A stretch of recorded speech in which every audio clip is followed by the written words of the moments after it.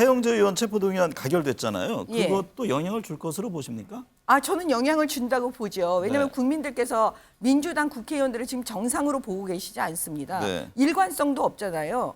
아니 세상에 어떻게 하영재 국회의원은 자범이고 그 이재명 대표 거는 자범이 아닙니까? 네. 지금 정책부가 계속 그런 주장을 계속하고 여론에 영향이 있을 거라고 이야기를 하면 중도층이 뒤집어져야 되거든요. 네. 그런데 중도층이 오히려 따따블 스코어로 앞서고 있다라는 측면들은 뭐냐면 이제는 많은 국민들 그리고 많은 중도층이 윤석열 정권을 향해서 검사 독재 정권이라고 규정하는 데 상당히 동의한다라는 거예요. 정미경 전 최고위원 시각이 궁금한데 이게 방금 이제 많이 수그러들었다고 하지만 여전히 한편에서는 이게 계속되는 수사와 재판 이게 내분의 씨앗 남아있는 것 아니냐 이런 또 진단을 하는 분들이 있습니다. 그냥 그 민주당 분들은요. 그냥 만약에 사석에서는 다 바라고 있어요. 이게 네. 그냥 숨고르기고 좀 잠잠해지기를 바라는 건데요. 잠잠해지지를 않죠. 왜냐하면 사법 리스크 그다음에 인사 개편, 당직 개편 핵심은 이재명 대표예요. 이재명 대표가 내려와야지 이게 끝나는 문제이기 때문에 저는 그 다음 이제 또 결전이 남아 있잖아요. 계속되는 그게 뭐냐? 이제 체포영장 동의서 또 체포 동의서가 국회로 또 갈 거거든요. 네. 구속영장 청구를 반드시 할 수밖에 없습니다. 네. 왜냐하면 이재명 대표에 대해서 쌍방울 사건이랑 지금 남아 있는 게 줄줄이 있기 때문에 그럼 그때 지금 그 비명계, 친명계, 그다음에 이도 저도 아니면서 지금 지켜보고 있는 100여 명의 민주당 국회의원들 과연 그 체포 동의서에 어떻게 할 건지 그게 남아 있고요. 하영재 의원 체포동의안 가결됐잖아요. 예. 그것도 영향을 줄 것으로 보십니까?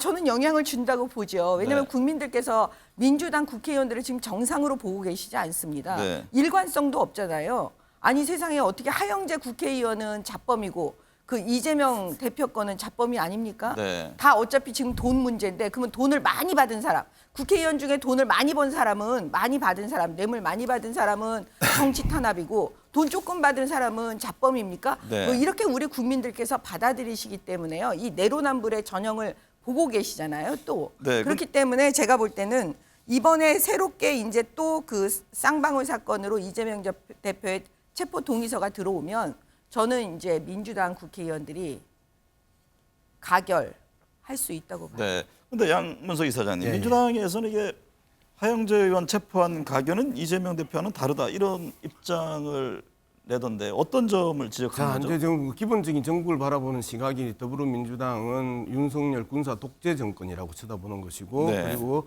검찰에 의한 야당의 탄압과 정적 죽이기라는 이 정치적 개념으로 바라보는 거고요. 그 하위의 문제는 개인적 비리의 문제로 지금 바라보는 것 아닙니까? 그리고 지금 우리 그 정책국께서 이제 그 바람을 정책국의 바람을 아주 이제 간절하게 말씀을 하셨는데 데이터를 보면요. 한국갤럽조사입니다. 그 윤석열 정부에 대한 긍정평가가 중도층 국정 지지율이요. 25%밖에 안 나와요. 부정평가가 오히려 68%입니다. 소위 말하는 중도층. 지금 네. 이야기하시는 그 중도층 여론을 누가 지금 가지고 있느냐. 더블 스코어, 거의 따따블 스코어로 더불어민주당이 가지고 있어요. 그리고 데이터를 보면요. 20대는 13대 70입니다. 윤석열 지지율이 13%밖에 안 나와요. 30대 27%, 심지어 60대마저도 47%로 지금 부정률 여론조사 49%예요. 맞는 거예요. 검증되지 않은 아니, 여론조사를 가지고 계속 얘기하는 검증되지 거예요. 않은 여론조사가 아까 막 아니고요. 10%라고 얘기하고. 한국갤럽 31일자 제가 지금 이 이야기를 합니다. 이렇게 계층 말씀하시는 거죠 지금? 그래서 아니요 이거는 그 전체 내용이고요. 그 중도층만 해서 긍정 평가가 25%밖에 안 나와요. 그리고 부정 평가가 68%예요. 지금 정책부가 계속 그런 주장을 계속하고 여론에 영향이 있을 거라고 이야기를 하면 중도층이 뒤집어져야 되거든요. 네. 그런데 중도층이 오히려 따따블 스코어로 앞서고 있다라는 측면들은 뭐냐면 이제는 많은 국민들 그리고 많은 중도층이 윤석열 정권을 향해서 검사 독재 정권이라고 규정하는 데 상당히 동의한다라는 거예요. 그리고 네. 일방적인 검찰의 야당 탄압이라는 걸 동의하기 때문에 이런 수치가 나오는 거예요. 그래서 웬만하면 우리가 이야기할 때 나의 바람보다는 데이터를 놓고 이야기했으면 좋겠다는 바람을 전합니다. 지금 예. 바람이 아니고 아니요 잠깐만요. 네. 데이터를 놓고 얘기를 했을 때 네. 이재명 대표를 구속하는 게 맞느냐, 네. 불구속하는 게 맞느냐. 그런 취지로 여론조사한 게 나와 있어요. 네, 최근에 그 내용도- 구속에 찬성하는 여론조사 데이터가 높습니다 지금. 아니 네. 가장 자꾸 최근 데이터 얘기하면 데이터 그걸 업데이트가 안된것 집중적으로 아니 같은데요. 이재명 대표 지금 문제를 물어보시는 거잖아요. 그러면 이재명 대표에 대한 사법 그 부분만 물어보시는 게 맞는 거죠 데이터도. 네. 왜 그걸 윤석열 대통령의 지금 여론조사 지지율 가지고 그걸 간접적으로 얘기합니까? 아니 직접적으로 그냥 딱 때리고 물어보자니까요. 네. 이재명 대표 구속 찬성하십니까? 반대하십니까? 그런 찬성하십니다가 더 지지율 많아요. 문제는 뒤에 여론조사 전문가고요. 네. 심도 있게 분석을 하니까 여기서는 두 분은 좀 자제를 하셨으면 좋겠습니다. 네.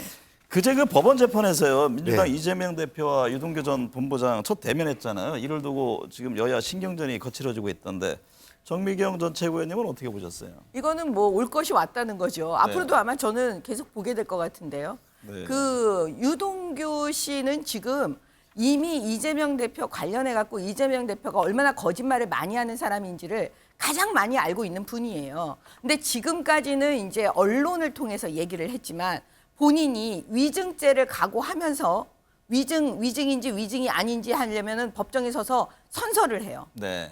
예, 거짓말하면 위증죄로 처벌받아요. 그렇기 때문에 사실대로 말할 수밖에 없어요. 네. 그러니까 법정에서 본인이 지금 다 쏟아내는 이 얘기는 나는 이제 진짜다. 네. 이렇게 지금 말씀하고 있는 거기 때문에 판사들이 뭐 네. 바보가 아니니까 다 보고 판단을 잘 하겠죠. 양문석 이사장님, 네. 이재명 대표 측은 이 골프 사진은 조작된 것이다 이렇게 반발하고 있던데요. 네. 근데 뭐 이 부분에 대해서는 이제 반발이 네. 아니고 반박을 했고요. 네.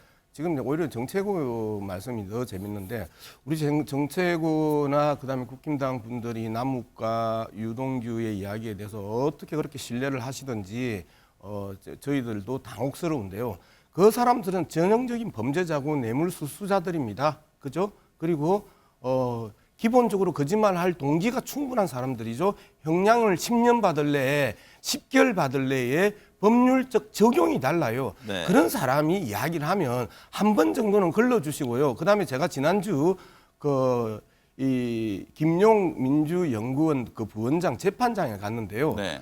그들이 검찰이 이야기하는 그 허접한 증거에 판사들이 고개를 절레절레 흔들고 판사들이 반박하더라고요. 네. 현장에 한 번이라도 재판장에 가서 그러한 재판을 보고 와가지고 그렇게 확신에 차서 이야기를 하시면 동의하겠는데 어떻게 전형적인 범죄자들의 내용들 그리고 구체적으로 뇌물을 받아 처먹었다라는 부분에 대해서 증거가 줄줄이 나오는데 그 사람들의 그 목소리를 듣고 이렇게 자신 있게 이야기하시는지 잘 이해가 안 된다. 저는 아니 그렇게 근데 생각합니다. 지금 이게 또 정규 방송이고 공영 예. 방송인데 뇌물을 말씀을 먹은 놈들을 무슨 그 아름답고 시청자들 구체적인 앞에서 이야기를 합니까? 그거는 조금 정제를 해주시면 예, 좋을 것 같아요. 시청자들 앞에 네. 저기 우리 국민들 앞에 네네. 지금 말씀하시는 건데 네.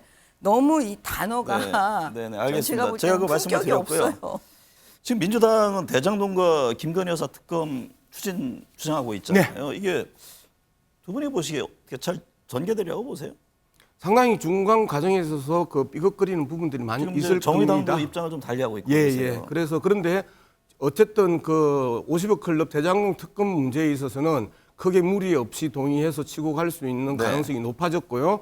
그다음에 그 김건희 여사 특검 문제는 상당 부분 논란이 있을 수밖에 없다. 그럼에도 불구하고 구체적인 증거들이 곳곳에서 터져 나오고 윤석열 전 대통령 후보가 거짓말했던 세 가지가 드러나고 있는 상황이잖아요. 구체적으로 그렇기 때문에 끝까지 김건희 특검을 비켜가기는 어려울 거다. 저는 네. 그렇게 생각하고 있습니다. 정미영 전 최고위원님은 어떻게 보세요? 이거 여당에서는 이게 대장동 특검과 관련해서 이게 도둑에 지갑 맡기는 꼴 아니냐 이런 비판을 했던데요. 그게 왜 그러냐면 지금 50억 클럽하고 대장동 사건은 한 몸이에요. 네. 왜 한 몸이냐면 김만배가 핵심 인물이기 때문에 그렇습니다.